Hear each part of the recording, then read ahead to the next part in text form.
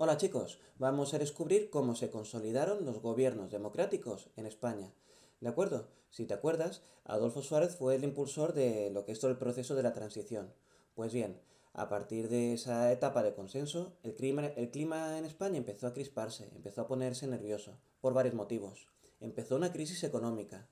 El Estado empezó a descentralizarse. Ya no estaba todo el poder en Madrid, sino que empezaron a surgir las distintas autonomías. También hubieron algunas acciones terroristas. Por ejemplo, había un movimiento en España, ETA, que buscaba la liberación del País Vasco y lo hacía a partir de atentados. Y otra cosa que provocó la crispación de España fueron amenazas golpistas por parte de algunos sectores del ejército que todavía eran simpatizantes del franquismo. ¿Qué es lo que pasó? Dentro del propio partido de Adolfo Suárez, la UCD, había división y Adolfo Suárez dimitió como presidente del gobierno en enero de 1981. El 23 de febrero estaba elegido su sucesor, Leopoldo Calvo Sotelo, pero durante la votación, el 23 de febrero, el coronel Antonio Tejero intentó un golpe de Estado para evitar esta votación. Sin embargo, no le salió bien. En el año 1982, con las siguientes elecciones, el PSOE llegó al poder.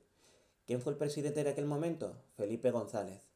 La presidencia del PSOE duró del año 1982 a 1996. El gobierno del PSOE, el gobierno socialista, es un gobierno de izquierdas. También son conocidos como progresistas. Las políticas económicas que llevaron a cabo intentaban superar la crisis económica y modernizar la economía del país. ¿Cómo? Por ejemplo, modernizando la industria o cambiando la fiscalidad. A nivel internacional, España también empezó a moverse. Se incorporó a la OTAN. También entró en vigor el Tratado de Adhesión a la Comunidad Económica Europea, que es lo que nosotros actualmente conocemos como Unión Europea.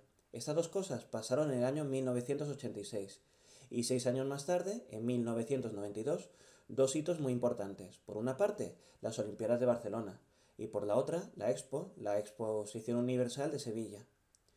4 años más tarde, como consecuencia de una nueva recesión económica, una nueva crisis. Escándalos de corrupción dentro del partido y de la forma en la que ellos gestionaban la guerra contra ETA, que era se podría denominar como guerra sucia, perdieron el poder. Y el poder fue a parar a manos del otro partido mayoritario, el PP. El PP es un partido de derechas, un partido conservador. ¿De acuerdo?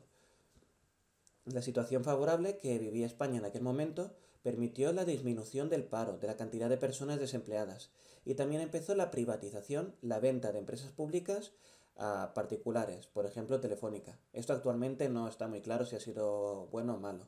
Sin embargo, por la gestión del PP y algunas cosas empezaron a perder votos, perdona.